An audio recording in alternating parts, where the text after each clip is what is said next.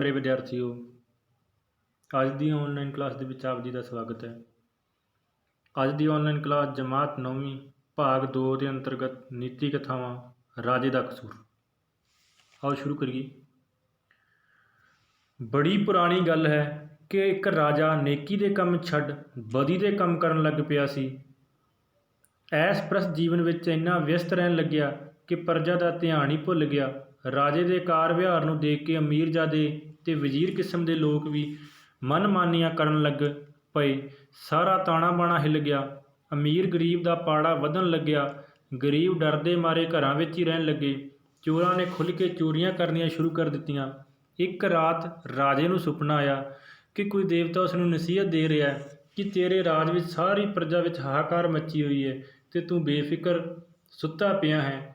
ਰਾਜੇ ਵਾਲੇ ਕਰਤੱਵ ਨਹੀਂ ਨਿਭਾ ਰਿਹਾ, ਇਸ ਲਈ ਤੈਨੂੰ ਨਰਕ ਵਿੱਚ ਭੇਜਿਆ ਜਾਵੇਗਾ। ਰਾਜਾ ਸੁਪਨੇ ਤੋਂ ਡਰ ਗਿਆ। ਜਦੋਂ ਰਾਜਾ ਡਰ ਗਿਆ ਤਾਂ ਉਸਨੇ ਇੱਕ ਤਰਕੀਬ ਲੜਾਈ ਤੇ ਭੇਸ ਵਟਾ ਕੇ ਪ੍ਰਜਾ ਦਾ ਹਾਲ ਚਾਲ ਪੁੱਛਣ ਚਲਾ ਗਿਆ। ਸ਼ਹਿਰ ਤੋਂ ਬਾਹਰ ਜਦੋਂ ਨਿਕਲਿਆ ਤਾਂ ਇੱਕ ਕਿਸਾਨ ਬਲਦਾਂ ਨਾਲ ਖੇਤ ਜੋਤ ਰਿਹਾ ਸੀ। ਅਚਾਨਕ ਬਲਦ ਡਿੱਗ ਪਿਆ ਤੇ ਕਿਸਾਨ ਰਾਜੇ ਨੂੰ ਗਾਲਾਂ ਕੱਢਣ ਲੱਗ ਪਿਆ। ਇਸ ਇਲਾਕੇ ਦੇ ਰਾਜੇ ਨੂੰ ਤਲਵਾਰ ਨਾਲ ਵੱਢ ਦੇਣਾ ਚਾਹੀਦਾ ਹੈ, ਮੇਰੇ ਬਲਦ ਵਾਂਗੂ ਉਹ ਵੀ ਡਿੱਗੇ ਫਿਰ ਉਹਨੂੰ ਪਤਾ ਚੱਲੇ। ਰਾਜੇ ਨੇ ਆਪਣੇ ਵਜ਼ੀਰ ਨੂੰ ਇਸ਼ਾਰੇ ਨਾਲ ਕਿਹਾ ਕਿ ਉਹ ਕਿਸਾਨ ਨੂੰ ਪੁੱਛੇ ਕਿ ਰਾਜੇ ਦਾ ਕੀ ਕਸੂਰ ਹੈ, ਕਿਸਾਨ ਉਸ ਨੂੰ ਕਿਉਂ ਗਾਲਾਂ ਕੱਢਦਾ ਹੈ। ਜਦੋਂ ਵਜ਼ੀਰ ਨੇ ਕਿਸਾਨ ਨੂੰ ਪੁੱਛਿਆ, ਬਈ ਭਲੇ ਮਾਨਸਾ, ਬਲਦ ਤੇਰਾ ਡਿੱਗਿਆ, ਗਾਲਾਂ ਤੂੰ ਰਾਜੇ ਨੂੰ ਕੱਢੀ ਜਾਂਦਾ ਹੈ, ਕੀ ਗੱਲ, ਰਾਜੇ ਦਾ ਕੀ ਕਸੂਰ? ਕਿਸਾਨ ਕਹਿਣ ਲੱਗਿਆ, ਜੇ ਰਾਜੇ ਦਾ ਨਹੀਂ ਤਾਂ ਹੋਰ ਕਿਸ ਦਾ ਹੈ? ਜੇ ਰਾਜਾ ਚੱਜਦਾ ਹੁੰਦਾ ਤਾਂ ਮੈਂ ਬੇਫਿਕਰ ਹੋ ਕੇ ਖੇਤੀ ਕਰਦਾ। ਹੁਣ ਮੈਨੂੰ ਘਰ-ਬਾਰ ਦਾ ਡਰ ਵੀ ਲੱਗਾ ਰਹਿੰਦਾ ਹੈ ਕਿ ਮਗਰੋਂ ਕਿਤੇ ਚੋਰੀ ਹੀ ਨਾ ਹੋ ਜਾਏ। ਘਰੇ ਮੇਰੀ ਧੀ ਜਵਾਨ ਹੈ, ਅਜੇ ਕੱਲ੍ਹ ਦੀ ਹੀ ਗੱਲ ਹੈ, ਉਹ ਵਿਚਾਰੀ ਮੇਰੀ ਰੋਟੀ ਦੇਣ ਆਈ। ਮੁਸ਼ਟੰਡੇ ਉਸ ਨੂੰ ਤੰਗ ਕਰਨ ਲੱਗੇ। ਦੱਸ, ਜੇ ਮਨ ਵਿੱਚ ਡਰ ਹੋਵੇ ਤਾਂ ਬੰਦਾ ਖੇਤੀ ਕਿਵੇਂ ਕਰ ਲਊ?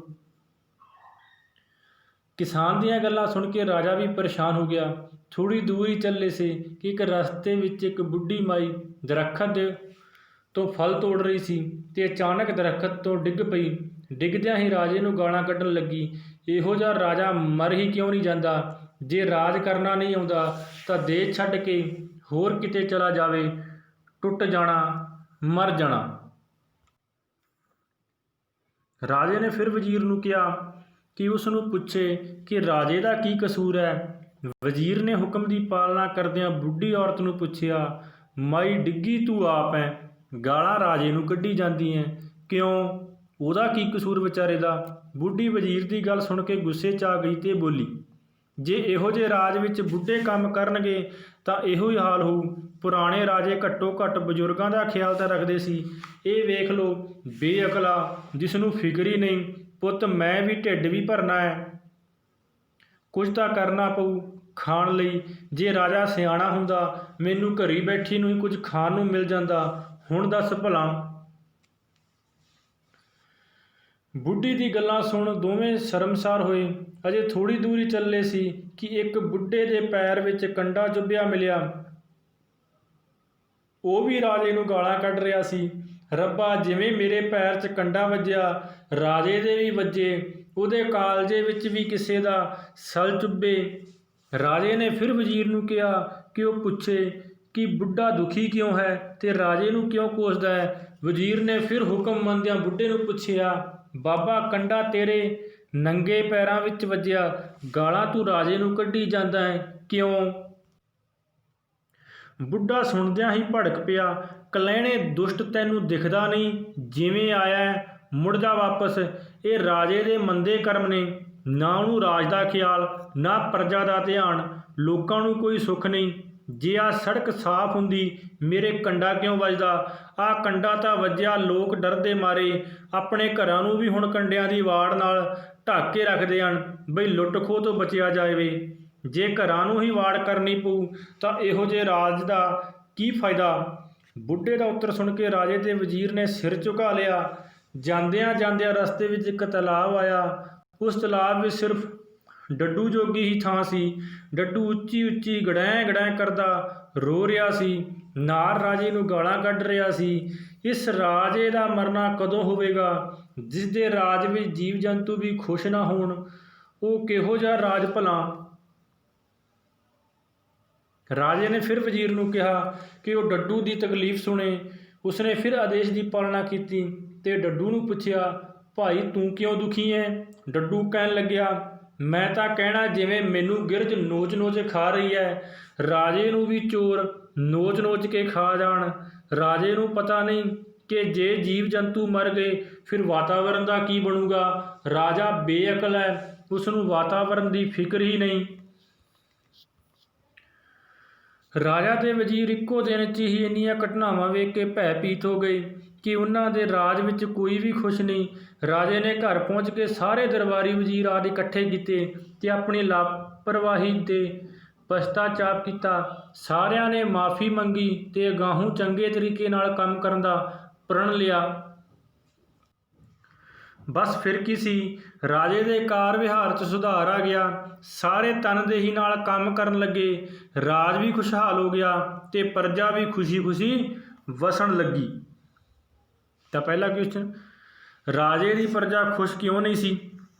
ਕਿਉਂਕਿ ਉੱਥੇ ਲੁੱਟਮਾਰ ਹੋ ਰਹੀ ਸੀ ਔਰ ਕੋਈ ਵੀ ਡਰਦਾ ਨਹੀਂ, ਕਿਸੇ ਨੂੰ ਵੀ ਰਾਜ ਦਾ ਡਰ ਹੈ ਨਹੀਂ ਸੀ। ਅਮੀਰ ਗਰੀਬ ਦਾ ਪਾੜਾ ਵਧਣ ਲੱਗ ਪਿਆ ਸੀ ਤੇ ਗਰੀਬ ਡਰ ਮਾਰੇ ਘਰਾਂ ਵਿੱਚ ਹੀ ਰਹਿਣ ਲੱਗ ਪਏ ਸੀ। ਚੋਰਾਂ ਨੇ ਖੁੱਲ੍ਹ ਕੇ ਚੋਰੀਆਂ ਕਰਨੀਆਂ ਸ਼ੁਰੂ ਕਰ ਦਿੱਤੀਆਂ ਸੀ। ਰਾਜੇ ਨੂੰ ਰਸਤੇ ਵਿੱਚ ਕੌਣ ਕੌਣ ਮਿਲਿਆ? ਰਾਜੇ ਨੂੰ ਕਿਸਾਨ, ਬੁੱਢੀ ਔਰਤ, ਬੁੱਢਾ ਤੇ ਡੱਡੂ। ਕਿਸਾਨ ਨੇ ਰਾਜੇ ਦੀ ਪ੍ਰਜਾ ਬਾਰੇ ਕੀ ਕਿਹਾ? ਕਿਸਾਨ ਨੇ ਕਿਹਾ ਕਿ ਰਾਜੇ ਦਾ ਜੇ ਚੱਜਦਾ ਹੁੰਦਾ ਤਾਂ ਮੈਂ ਬੇਫਿਕਰ ਖੇਤੀ ਕਰਦਾ, ਘਰ-ਬਾਰ ਦਾ ਮੈਨੂੰ ਡਰ ਨਹੀਂ ਰਹਿੰਦਾ ਕਿ ਮਗਰੋਂ ਕਿਤੇ ਚੋਰੀ ਨਾ ਹੋ ਜਾਵੇ। ਤਾਂ ਉਹ ਕਹਿੰਦਾ ਸੀ ਕਿ ਮੇਰੀ ਇੱਕ ਧੀ ਰੋਟੀ ਦੇਣ ਲਈ ਆਈ ਸੀ ਤੇ ਮਸਟੰਡੇ ਉਸ ਨੂੰ ਤੰਗ ਕਰਦੇ ਸੀ, ਤਾਂ ਮੇਰਾ ਧਿਆਨ ਖੇਤੀ ਵੱਲ ਘੱਟ ਤੇ ਘਰ ਵੱਲ ਜ਼ਿਆਦਾ ਹੈ। ਬੁੱਢੀ ਔਰਤ ਨੇ ਰਾਜੇ ਨੂੰ ਕਿਉਂ ਗਾਲਾਂ ਕੱਢੀਆਂ? ਤਾਂ ਉਹ ਕਹਿ ਰਹੀ ਸੀ ਬੁੱਢੀ ਔਰਤ ਕਿ ਪੁਰਾਣੇ ਰਾਜੇ ਘੱਟੋ ਘੱਟ ਬਜ਼ੁਰਗਾਂ ਦਾ ਖਿਆਲ ਰੱਖਦੇ ਸੀ, ਇਹ ਵੇਖ ਲਓ ਬੇਅਕਲਾ ਜਿਸ ਨੂੰ ਫਿਕਰ ਹੀ ਨਹੀਂ। ਤਾਂ ਪੁੱਤ ਮੈਂ ਢਿੱਡ ਵੀ ਭਰਨਾ ਹੈ, ਕੁਝ ਤਾਂ ਕਰਨਾ ਪਊ ਖਾਣ ਲਈ। ਜੇ ਰਾਜਾ ਸਿਆਣਾ ਹੁੰਦਾ ਮੈਨੂੰ ਘਰੇ ਬੈਠੀ ਨੂੰ ਕੁਝ ਖਾਣ ਨੂੰ ਮਿਲ ਜਾਂਦਾ।